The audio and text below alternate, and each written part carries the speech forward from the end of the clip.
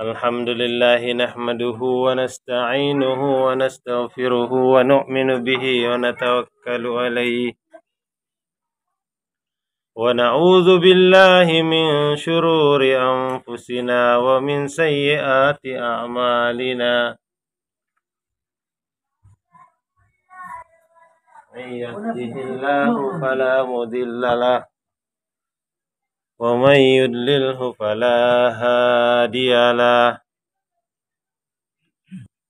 أشهد أن لا إله إلا الله وحده لا شريك له وأشهد أن سيدنا ونبينا محمدا عبده ورسوله صلى الله تعالى عليه وعلى آله وصحبه وبارك وسلم تسليما كثيرا وقال تعالى بعد أعوذ بالله من الشيطان الرجيم والمؤمنون والمؤمنات بعضهم أولياء بعض يأمرون بالمعروف وينهون عن المنكر ويقيمون الصلاة ويؤتون الزكاة ويطيعون الله ورسوله أولئك سيرحمهم الله إن الله عزيز حكيم وقال عليه الصلاة والسلام المؤمنون حينون لينون كالجمل الآنف إن قيل إن قود وإن أنيخ على صخرة استناخة أو كما قال عليه الصلاة والسلام. Mari kita bersyukur kepada Allah Subhanahu wa Ta'ala atas nikmat dan karunia dijadikannya kita sebagai orang beriman dan dikaruniakannya pula kita usaha iman. Banyak orang dijadikan beriman juga tapi tidak dikaruniakan usaha iman.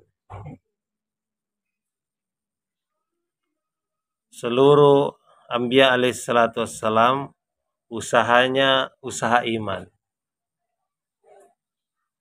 Para nabi dahulu menyeru kepada kaumnya, ya qaumi ibudullah malakum min ilahin ghauruh.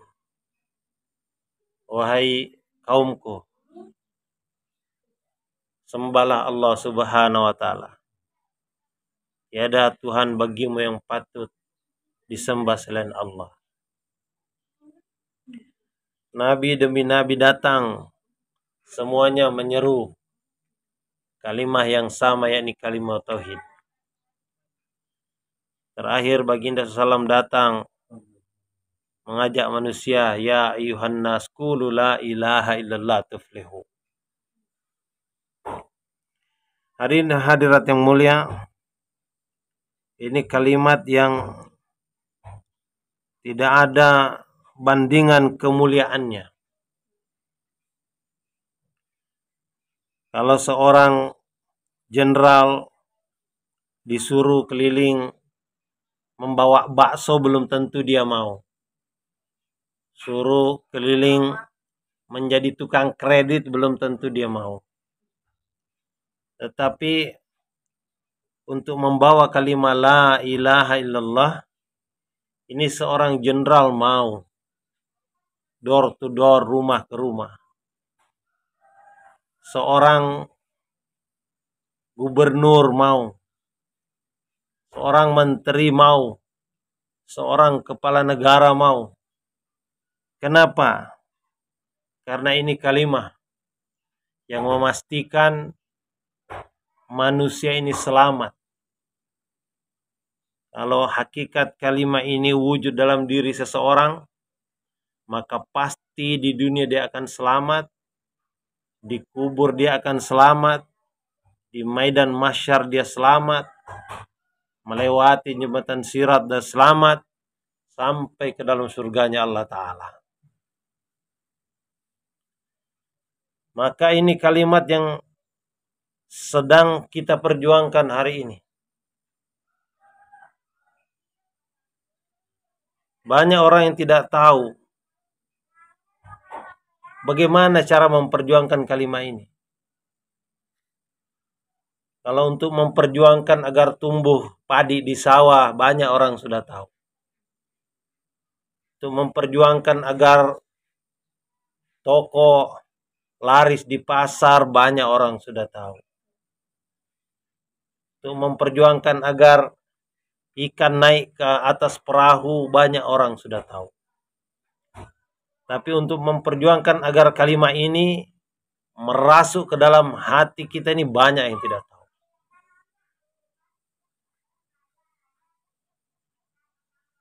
Untuk memasukkan kalimat yang sederhana ini ke dalam hati, para nabi terdahulu dikorbankan Allah Subhanahu wa ta'ala. Ada yang anaknya, istrinya ditenggelamkan oleh Allah Subhanahu wa ta'ala. Hatinya pasti berduka cita. Sampai Nuh protes kepada Allah Subhanahu wa ta'ala. Ya Allah, itu anakku. Kenapa engkau tenggelamkan? Dia adalah darah dagingku. Dia adalah pelanjut perjuanganku. Tapi Nabi Nuh ini dimarahin oleh Allah Subhanahu wa ta'ala. Diputuskan tali kekeluargaannya oleh Allah Subhanahu wa ta'ala langsung. Innahu laisa min akhlik. Dia bukan keluarga kamu. Walaupun lahir dari rahim istrinya. Tapi Allah putuskan. Kenapa? Karena dia tidak taat kepada Allah Subhanahu wa ta'ala, tidak beriman kepada Allah Subhanahu wa ta'ala. Hadirin dan hadirat yang mulia, nabi-nabi terdahulu ada yang dibakar api untuk memperjuangkan kalimat ini. Nabi Ibrahim alaihissalam itu ditangkap oleh raja yang kejam, Raja Namrud. Dimasukkan ke dalam penjara.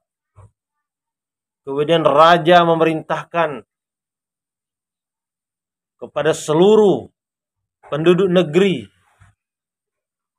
untuk mengumpulkan kayu bakar.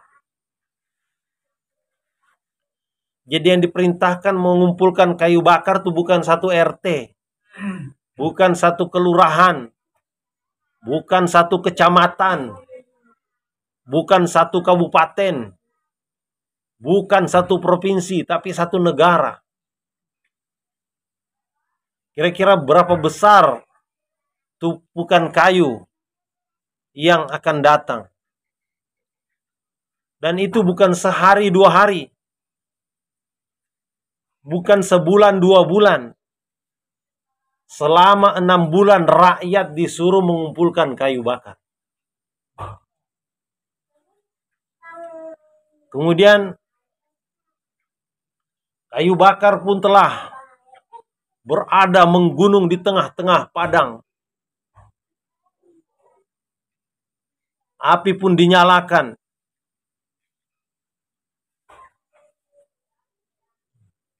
Namrud mengambil keputusan untuk mematikan Ibrahim dengan cara yang tidak biasa. Sebenarnya sekedar mematikan itu gampang dalam hitungan Namrud. Ditombak, atau digorok, atau digantung, atau ditenggelamkan. Tapi itu cara mematikan yang sudah biasa. Namrud ingin membuat sejarah untuk memberikan peringatan kepada manusia yang akan datang. Jangan coba-coba melawan raja. Kamu akan dimatikan dengan cara yang mengerikan. Maka kayu telah terkumpul begitu besar. Api pun telah dinyalakan. Kemudian orang-orang disuruh menghantarkan Ibrahim untuk masuk ke dalam api. Tidak ada yang dapat mendekati api demikian panas. Maka para insinyur mereka pun, para hulu balang, para algojo, bermusyawarah bagaimana caranya supaya Ibrahim ini bisa kita bakar, sedangkan kita tidak bisa mendekat. Mau disuruh Nabi Ibrahim masuk sendiri ke dalam api, mana mau dia. Maka akhirnya mereka memutuskan untuk bikin tiang manjanik, tiang pelontar. Maka tiang pelontar pun jadi.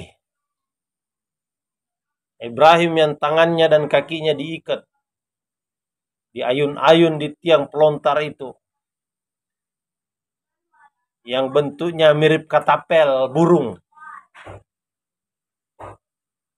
Orang-orang tidak kuat untuk mendekat. Bahkan untuk mengayun Ibrahim alaihissalam mereka ini tidak ada kekuatan.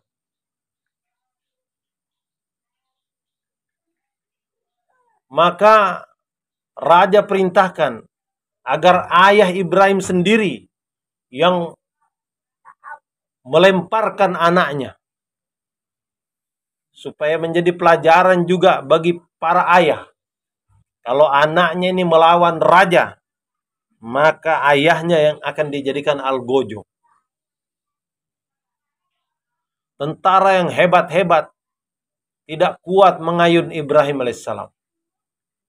Tetapi ketika ayahnya mendekat, datang memegang tiang manjanik, panas api mendera, dia pun meraba-raba tangannya ke arah putranya. Pada saat itu Ibrahim berdoa kepada Allah, "Ya Allah, jangan permalukan ayahku." Maka dengan kekuatan yang diberikan Allah Ta'ala kepada ayah Ibrahim, maka ayunan itu bisa bergerak sedikit demi sedikit. Dalam keadaan ayunan telah mulai bergerak, Ibrahim alaihissalam dalam ancaman akan dilemparkan ke dalam api yang membara. Besar apinya setinggi gunung. Pada saat itu datang malaikat hujan menawarkan jasa kepada Ibrahim alaihissalam. "Wahai Ibrahim, aku ini malaikat hujan. Aku datang untuk menolong engkau. Aku akan turunkan hujan sehingga dalam sekejap api ini akan padam." Ibrahim alaihissalam yang sudah ma'rifat kepada Allah Subhanahu wa taala, yang tahu kekuasaan Allah Subhanahu wa taala, dia menolak tawaran malaikat air. Kalau ini api padam, maka tentu di sosmed akan ditulis bahwa Ibrahim tidak terbakar karena apinya padam oleh air. Koran-koran akan menulis, televisi akan meliput. Ini Ibrahim tidak terbakar karena api dipadamkan oleh air. Ibrahim menolak tawaran malaikat air. Berikutnya datang malaikat angin, menawarkan jasa yang sama. Wahai Ibrahim, aku ini malaikat angin. Aku bisa menerbangkan kayu-kayu ini ke angkasa, mengirimkannya ke laut, mengirimkannya ke gunung-gunung dan ke lembah-lembah.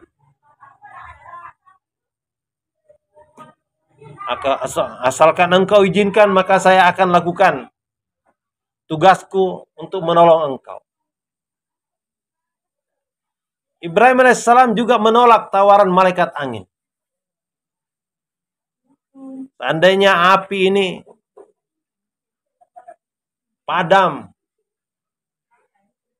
itu nanti akan ditulis di koran-koran bahwa memang Ibrahim tidak terbakar karena apinya telah padam. Kayu-kayu telah terbang. Ibrahim alaihissalam tidak menerima tawaran malaikat angin. Ayahanda terus mengayun. Semakin kencang, semakin kencang. Sampai akhirnya Nabi Ibrahim alaihissalam terlempar ke dalam api. Ibrahim alaihissalam telah berada di dalam api. Pada saat itu Allah tunjukkan kudratnya. Allah perintahkan direct kepada api, ya naru kuni barda wa salaman ala Ibrahim. Wahai api, dinginlah kamu. Dingin yang menyelamatkan Ibrahim alaihissalam. Perintah Allah kepada api. Inilah yang dikehendaki oleh Ibrahim alaihissalam. Hasbi Allah, cukup Allah. Tidak memerlukan bantuan makhluk lain. Dalam keadaan kritis, dalam keadaan sangat memerlukan, dan pada saat itu sudah datang uluran tangan untuk menolongnya, tapi Ibrahim alaihissalam menampik. Kepada malaikat air dia katakan amma ilaika fala. Kepada malaikat angin Ibrahim mengatakan amma ilaika fala. Menerima langsung pertolongan dari Allah Subhanahu wa taala. Ini yang dikehendaki Ibrahim alaihissalam. Dan itu terjadi. Keyakinan yang ada dalam Ibrahim alaihissalam itu mampu mengatasi bara api yang menyala, berkobar-kobar. Mungkin kalau tumpukan kayunya hanya sebesar rumah ini, mungkin dalam setengah hari sudah habis kayunya. Mungkin kalau sebesar masjid yang baru dibangun, apa namanya? Masjid Al-Jabar. Kalau tumpukan kayunya sebesar Masjid Agung Al-Jabar, mungkin dalam 2-3 hari udah habis terbakar. Tapi ini 40 hari, 40 malam. Kira-kira sebesar apa tumpukan kayu itu yang bisa terbakar selama 40 hari, 40 malam? Raja dan para hulu balang, para menteri di luar sudah mengatakan, matilah Ibrahim. Hari berganti, minggu berganti, sampai kayu demi kayu telah habis. Ternyata di dalam api, Ibrahim alaihissalam mendapatkan kebahagiaan yang orang-orang di luar sana tidak tahu. Semua jenis kayu yang ada buah-buahannya, menyodorkan buah-buahannya, mengeluarkan buah-buahannya untuk Ibrahim alaihissalam. Kalau di dalam sana ada kayu rambutan, maka dia mengeluarkan buah rambutan di dalam api. Kalau ada kayu jambu, maka dikeluarkannya jambu untuk Ibrahim alaihissalam.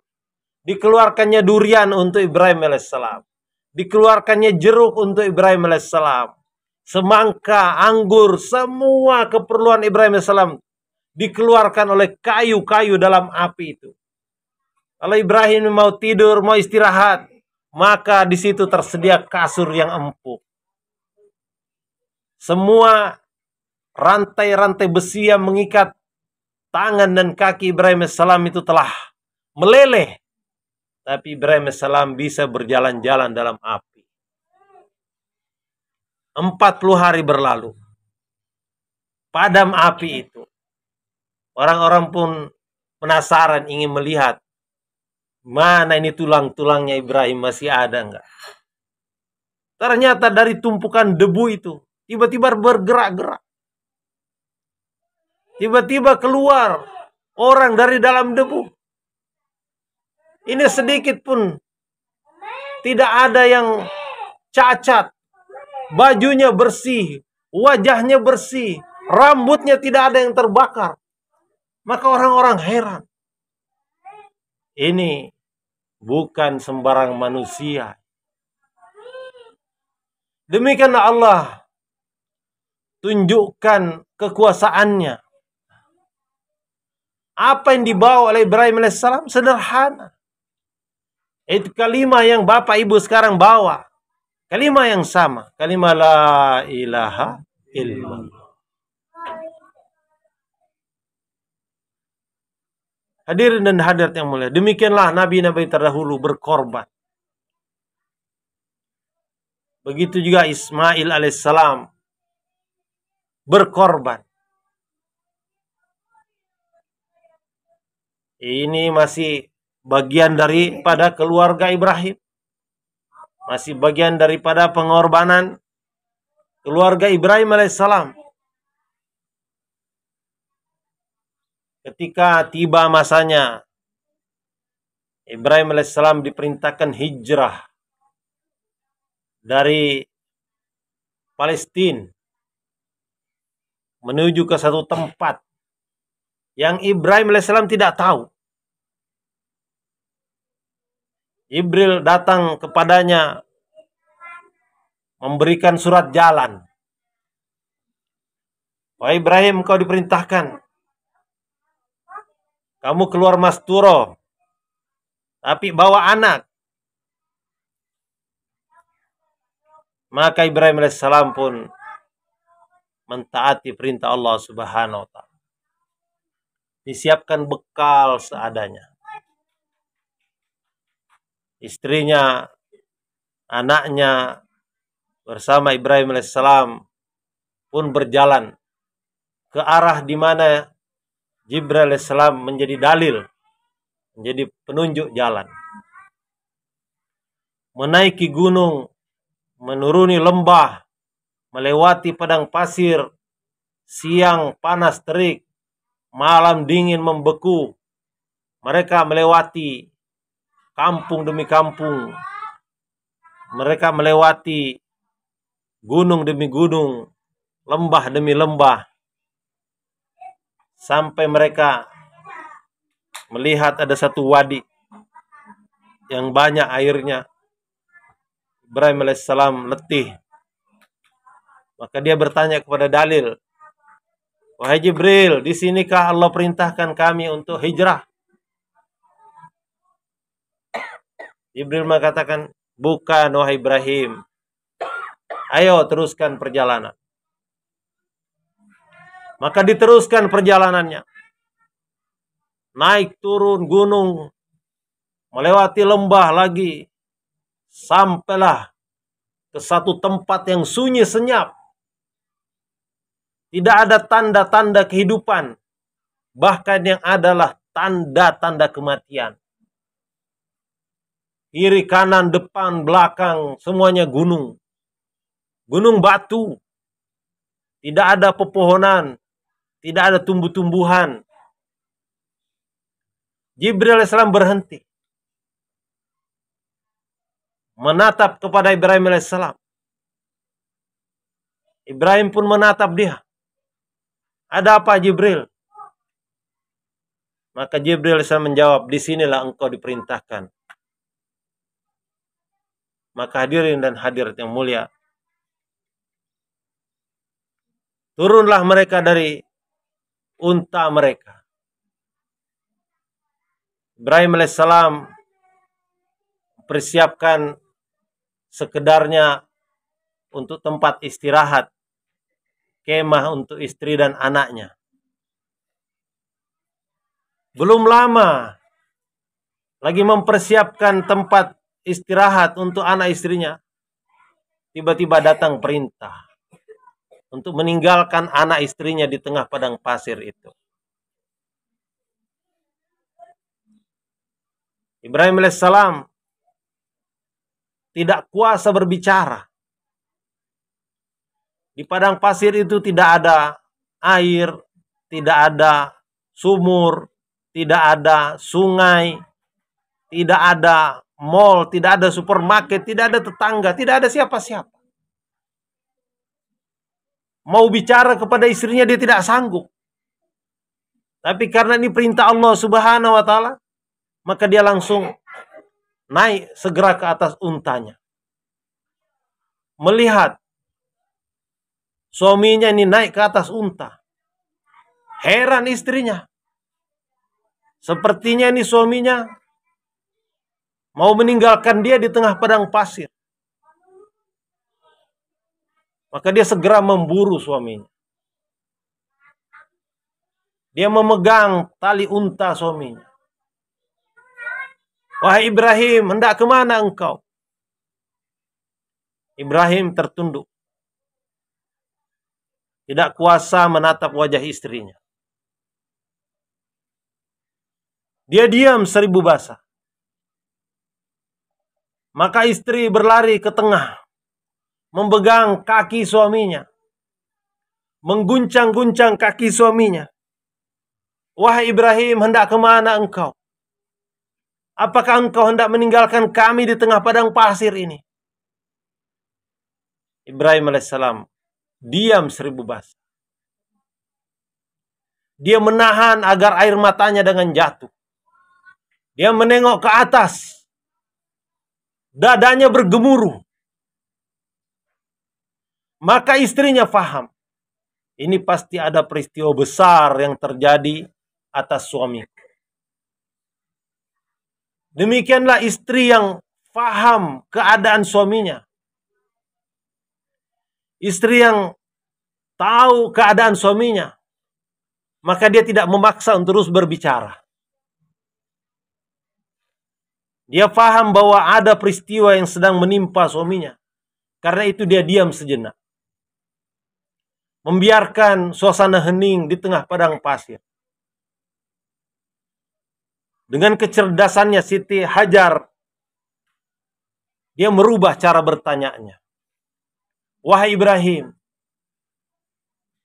apakah engkau akan meninggalkan kami di sini karena perintah Allah Subhanahu wa taala?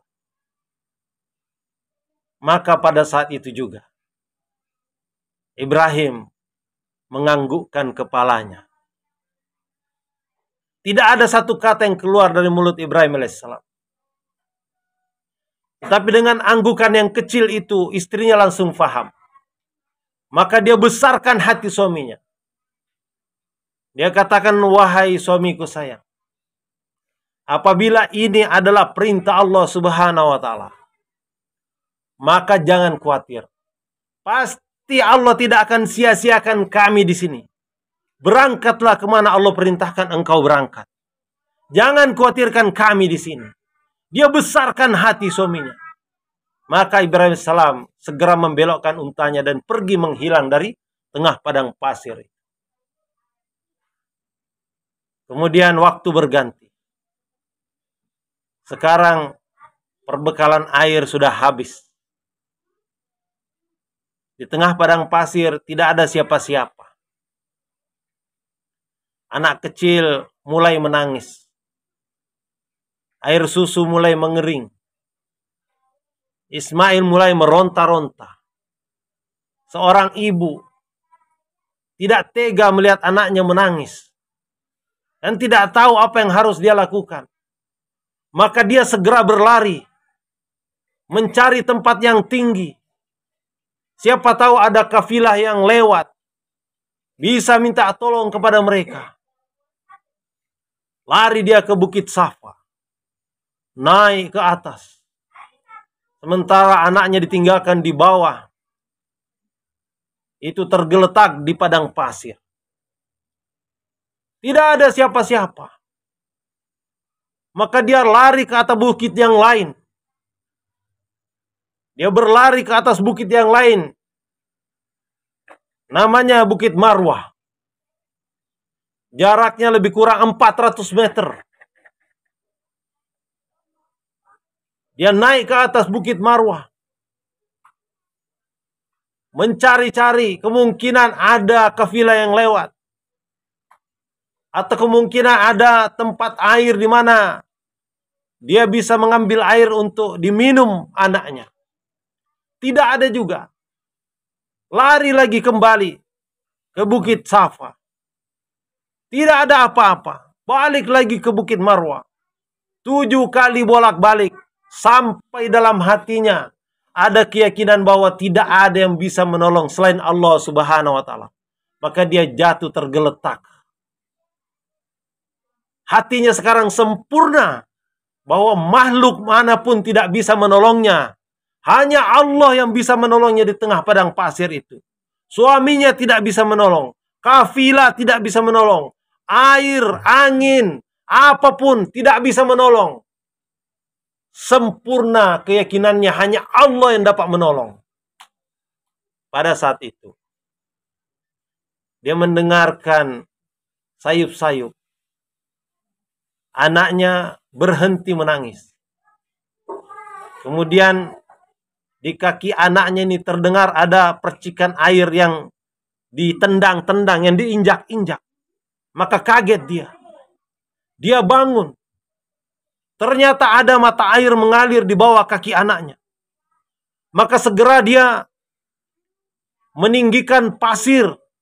Kemudian berteriak, "Zam, zam, zam, zam." Artinya berkumpullah, berkumpullah. Maka air itu pun berkumpul, tidak tumpah, tidak mengalir kemana-mana. Yang kita kenal hari ini sebagai air Zam-Zam. Di mana air ini telah pergi ke Eropa, ke Amerika, ke Australia, ke Afrika. Tiap hari diambil. Tidak ada habis-habisnya diambil. Terus mengalir.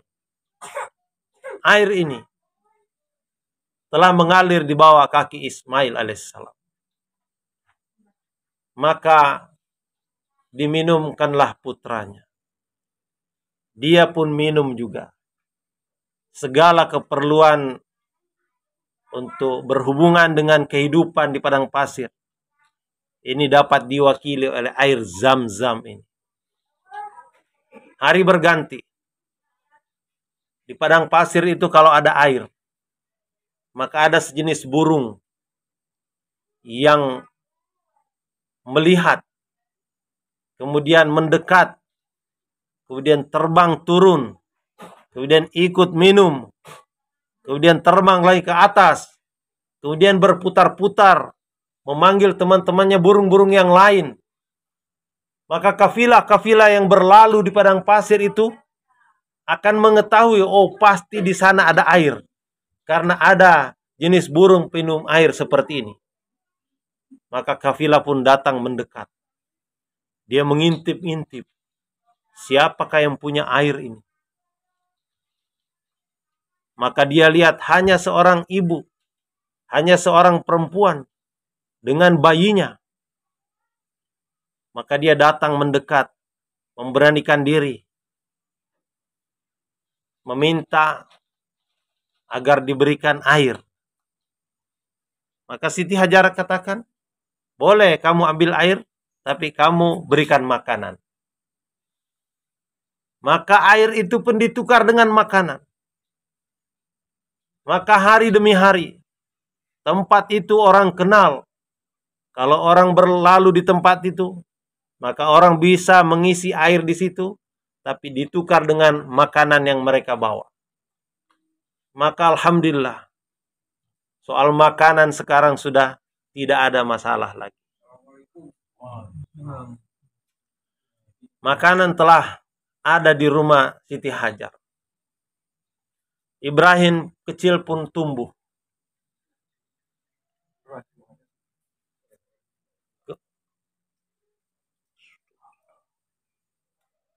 Ismail kecil pun tumbuh.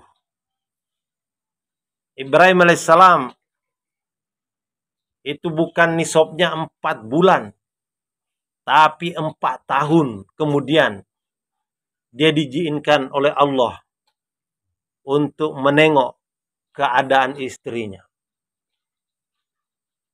Jadi kalau 4 bulan itu sebentar sekali. Ibrahim alaihissalam 4 tahun kemudian dia diizinkan Allah Ta'ala untuk menengok bagaimana keadaan istrinya yang ditinggalkan di padang pasir. Tetapi hanya diizinkan untuk menengok, dilarang menemui, dilarang menjumpai.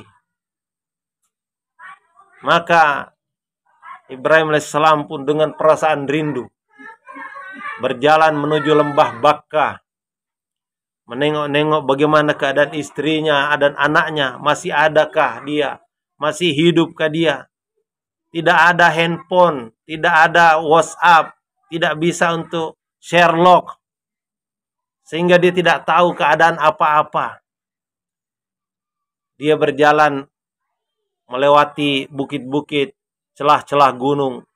Dia melihat ke bawah. Subhanallah. Ternyata di sekitar kampung itu sudah ada kemah-kemah. Sudah ada orang-orang membuat tenda-tenda. Jadi dia melihat bahwa sudah mulai ada kehidupan di lembah yang 4 tahun lalu dia tinggalkan. Sudah mulai ada kehidupan. Hatinya pun bersyukur. Dia melihat istrinya dari jauh. Dan dia juga melihat anaknya masih hidup dari jauh. Umur anaknya lebih kurang mungkin 4-5 tahun. Dia kembali. Tantangan yang ada sekarang pada diri Siti Hajar. Anaknya mulai tumbuh. Mulai bisa berbicara. Mulai bisa berjalan. Anaknya melihat anak-anak yang lain digendong sama ayahnya, dinaikkan ke atas keledai, dinaikkan ke atas kuda, dinaikkan ke atas unta. Sementara dia tidak punya ayah.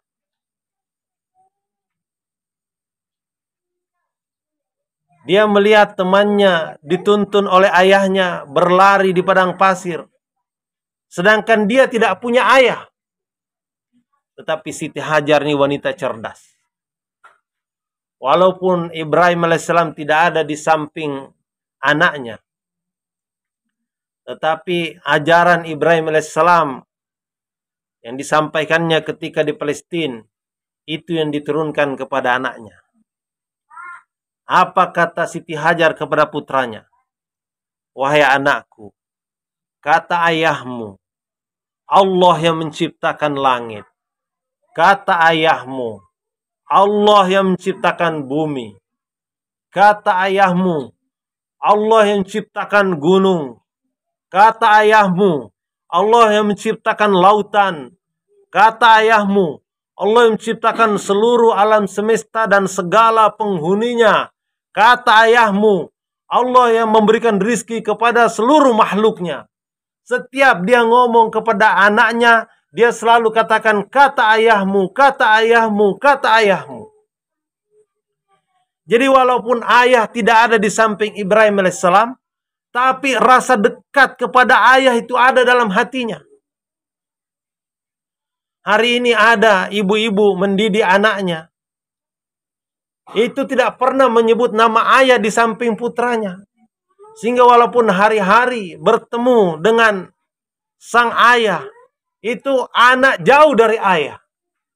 Karena ibu mendidiknya tidak seperti Siti Hajar alaihissalam. Siti Hajar mendidik putranya. Kata ayahmu, kata ayahmu, kata ayahmu. Ini adalah rahasia pendidikan. Itulah yang dilakukan hari ini di pondok-pondok pesantren. Kepada para santri dikatakan, Qala Rasulullah, qala Rasulullah, qala Rasulullah. Qala Allah Ta'ala, qala Allah Ta'ala, qala Allah Ta'ala. Agar apa? Para santri ini merasa dekat dengan Rasulullah, merasa dekat dengan Allah Subhanahu wa taala, merasa dilihat oleh Allah Subhanahu wa taala, didengar oleh Allah Subhanahu wa taala, diketahui oleh Allah Subhanahu wa taala. Sehingga para santri mengenal Allah Subhanahu wa taala sebagai dekat, tidak jauh, senantiasa menatap. Zat yang maha dekat, zat yang tidak jauh, zat yang senantiasa menatap. Ini rahasia pendidikan. Kalau ibu-ibu tiri ini, maka anak-anak itu akan dekat kepada Allah, dekat kepada Rasulullah, dekat kepada ayahnya. Walaupun ayahnya tidak ada. Hari berganti, bulan berganti. 4 tahun kemudian. Nisab kedua Ibrahim alaihissalam diperintahkan untuk menengok. Semakin ramai orang di perkampungan itu. Ibrahim alaihissalam diperintahkan untuk menjumpai istrinya. Tapi tidak boleh jumpa dengan anaknya. Maka Ibrahim pun mengintip-intip. Pada saat kapan anaknya tidak berada di samping ibunya. Namanya anak sudah mulai membesar. Umur 8-9 tahun. Sudah mulai mandiri.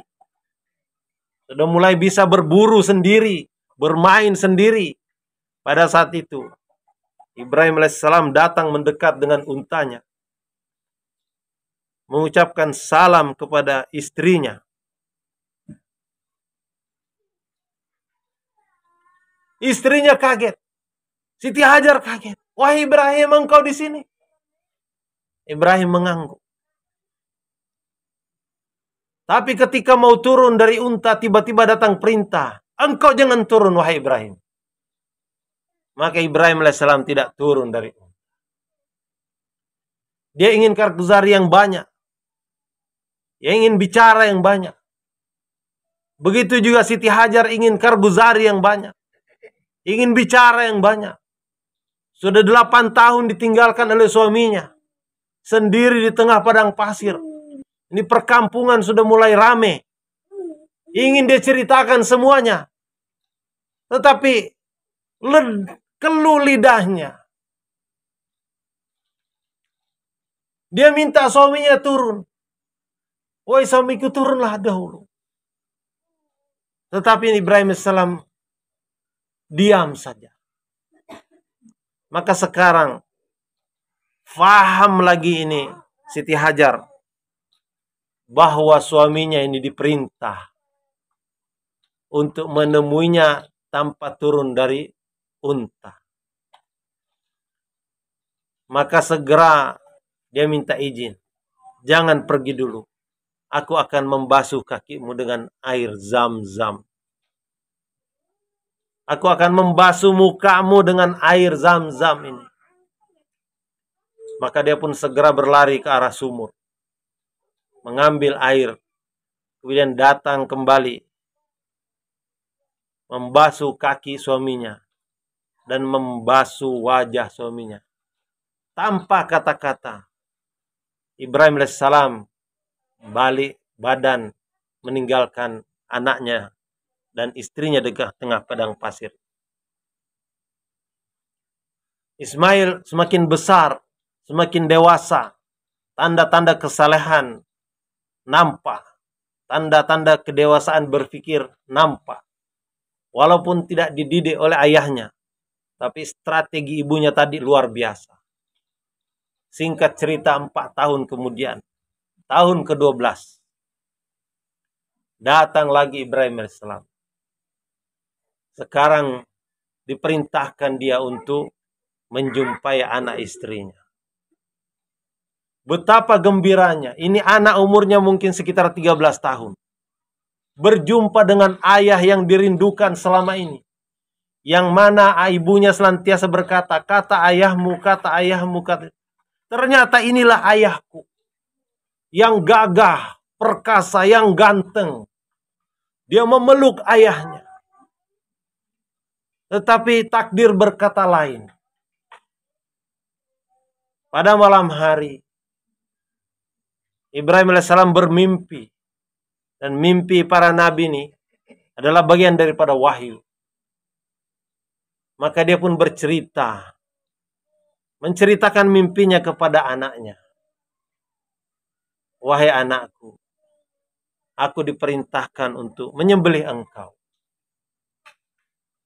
Ini anaknya tidak kaget. Apa yang dikatakan ayahnya itu sama sekali tidak membuatnya kaget.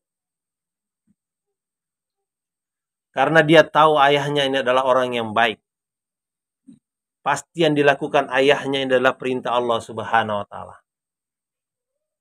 Maka singkat cerita dia katakan, wahai ayah, apa yang diperintahkan Allah Ta'ala, lakukanlah. Insya Allah engkau akan mendapatiku sebagai anak yang sabar. Demikianlah kisah Ibrahim alaihissalam, pengorbanannya.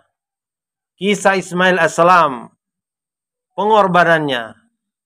Kisah Siti Hajar alaihissalam, pengorbanannya. Menjadi syariat di dalam haji. Ini sampai hari kiamat akan terus berlaku sedemikian rupa. Menjadi amalan orang yang pergi haji ataupun umroh.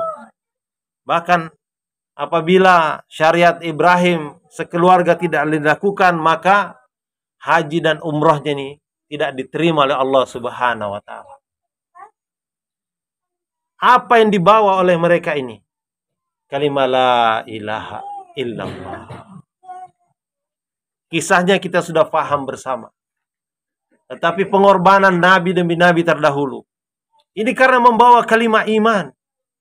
Pengorbanan Nabi Musa alaihissalam, pengorbanan Nabi Isa alaihissalam, pengorbanan Nabi Zakaria alaihissalam, pengorbanan Nabi Yahya alaihissalam, pengorbanan baginda Rasulullah Muhammad sallallahu alaihi wasallam. Ini semuanya karena membawa kalimat la ilaha illallah. Hadirin dan hadirat yang mulia, ini juga yang kita mau pelajari. Kenapa kita keluar dari Allah Subhanahu wa Ta'ala? Kita tinggalkan sejenak rumah kita. Orang-orang melihat dari luar sana, orang ini ninggalkan rumahnya, tidur-tidur di rumah orang lain. Suaminya tidur-tiduran di masjid. Itu persis anggapan orang-orang di sekitar Ibrahim alaihissalam. Dia mengatakan, wah matilah dia itu.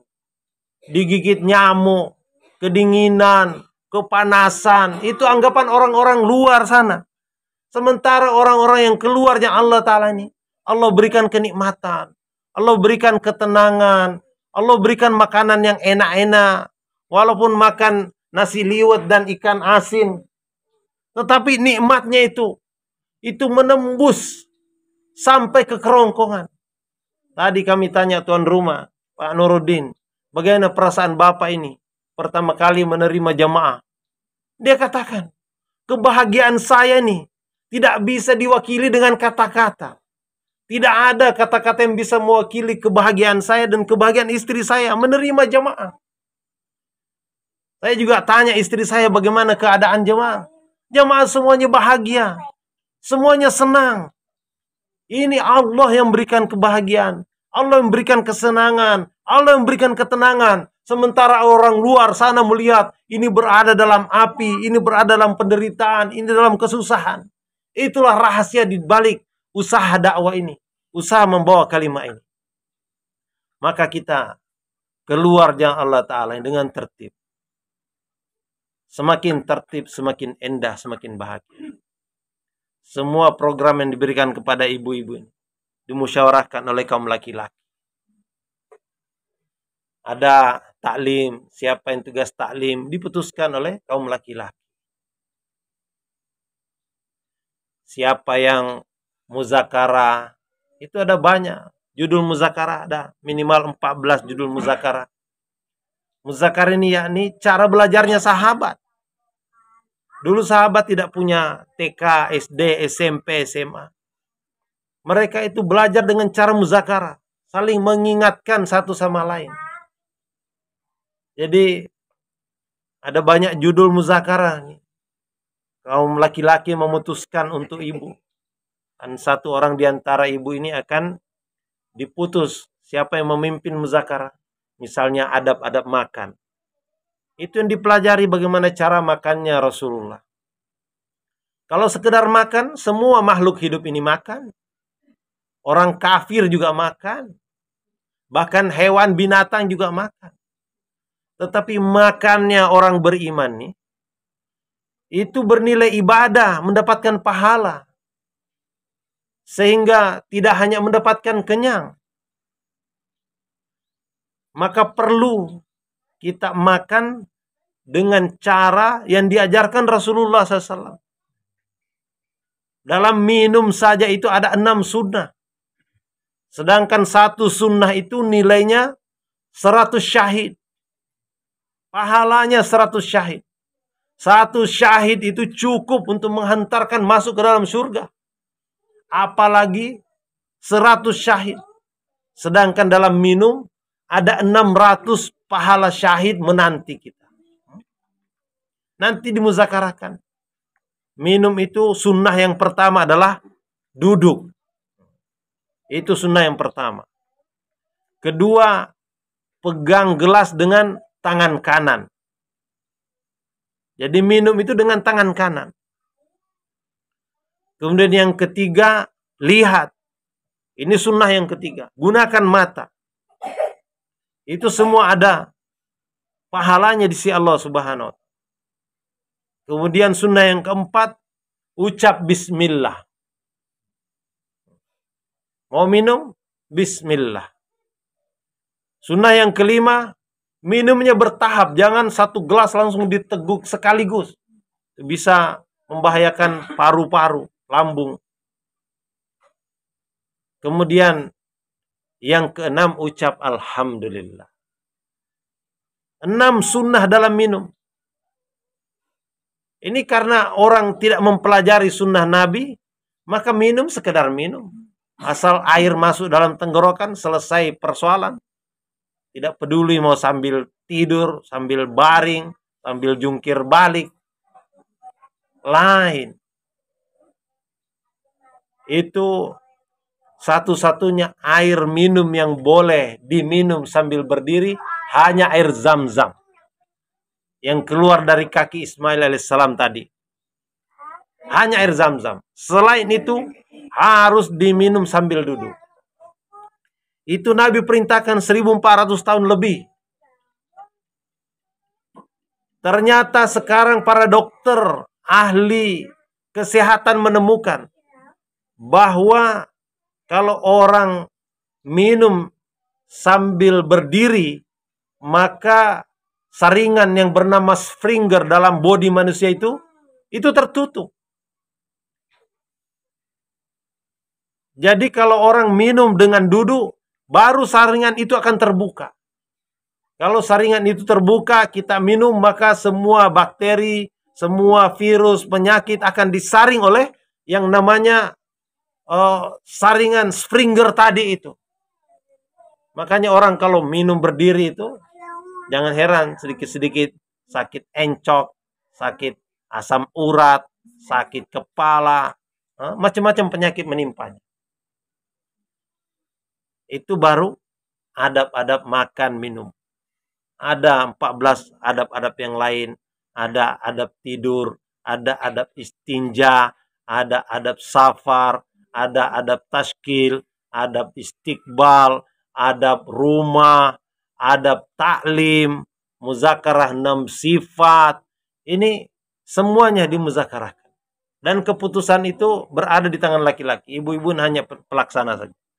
Belajar mentaati putusan musyawarah ini akan mendatangkan kekuatan untuk mentaati perintah Allah dan Rasulnya. Dan kita berada dalam rumah orang ini dengan adab-adab. Rumah ini dijadikan seperti masjid. Dalam rumah itu kita perbanyak dakwah. Kalau tidak dakwah, taklim. Kalau tidak ada taklim istimai, kita taklim infirodi. Setiap hari itu kita punya takaza dakwah 4 jam, takaza taklim juga 4 jam. Kalau tidak ada juga taklim infirodi, maka kita zikir ibadah, atau kita khidmat. Kita khidmat. Mungkin ada yang perlu dibersihkan, mungkin dapur ada yang kurang beres, kita bereskan. Begitulah kita hidupkan amalan Masjid Nabi di dalam rumah. Amalan dakwah, taklim, zikir, ibadah, dan khidmat. Ini amalan-amalan ini akan mendatangkan kebaikan bagi diri kita. Dengan dakwah iman akan meningkat. Dengan taklim yakin akan meningkat. Kita bicara dakwah kepada ibu-ibu, sesama ibu-ibu kita. Bicarakan kebesaran Allah. Allah Khalik, Allah Malik, Allah Razik. Kalau perlu buat permainan yang berdua-berdua itu. Seperti anak kecil. Kalau di rumah kami itu, karena anak-anak dulu ini homeschooling, maka kita buat perintah kepada mereka. Ayo kamu ngomong, siapa yang menciptakan langit? Siapa yang menciptakan bumi? Siapa yang menciptakan gunung? Siapa yang menciptakan lautan? Sebanyak-banyaknya dalam waktu 1 menit. Yang sebelahnya menjawab Allah, Allah, Allah, Allah. Setelah itu gantian 1 menit. 1 menit berikutnya gantian. Ini saya menciptakan padi, saya ciptakan sawah, saya ciptakan cabai, saya ciptakan tomat, saya ciptakan ikan, saya ciptakan kepiting, saya ciptakan batu. Semua ini yang sebelahnya Allah, Allah, Allah. Ini maksudnya untuk latihan supaya kita ini mudah bicara kebesaran Allah. Hari ini kita mudah bicara dunia, mudah bicara pasar, mudah bicara tentang pertanian karena hari-hari ngomongnya itu. Sementara bicara tentang Allah, tentang Rasulullah kita keluh karena kita tidak latihan. Maka waktu keluarga Allah Ta'ala ini waktunya latihan. Dan ibu-ibu yang dirahmati Allah Subhanahu Wa Ta'ala, 24 jam ini kita berada dalam program. Kita muzakarahkan agar waktu kita ini jangan sampai ada yang sia-sia. Karena setiap detik di jalan Allah ini berharga. Sepagi di jalan Allah atau sepetang itu lebih baik daripada mendapatkan dunia dan segala isinya. Maka sangat penting. Baca Quran, usahakan 1 juz setiap hari. Lagi keluarnya Allah Ta'ala bagus. Kalau bisa 2 juz, 3 juz. Berdoa panjang-panjang, zikir panjang-panjang, sholat panjang-panjang. Ini kesempatannya. Kalau di rumah nanti ada anak-anak yang banyak permintaannya, banyak gangguan. Tapi sekarang lagi keluarnya Allah Ta'ala. Maka kita perbanyak amalan-amalan. Inilah yang merubah dunia. Buat amalan seperti Siti Maryam. Siti Maryam itu tidak pernah memegang biji. Tidak pernah menanam di tanah. Tidak pernah menyiraminya. Tidak pernah memupuknya. Tidak pernah menyemprot hama. Bahkan tidak pernah panen. Tapi buah-buahan datang di dalam mihrab Siti Maryam. Kalau ibu-ibu ini buat amalan seperti Siti Maryam, maka walaupun ibu tidak pegang biji di sini, tidak nanam di tanah, tidak menyiraminya, maka pisang akan datang. Tomat, cabai akan datang. Tadi cari gedang tidak ketemu, tapi rambutan akan datang. Ini yang penting amalan ibu ini mengikuti amalan Siti Maryam. Buat amalan di dalam mihrab, di dalam tempat yang tertutup, di dalam tempat yang terhijab, maka Allah akan bukakan khazanah di langit.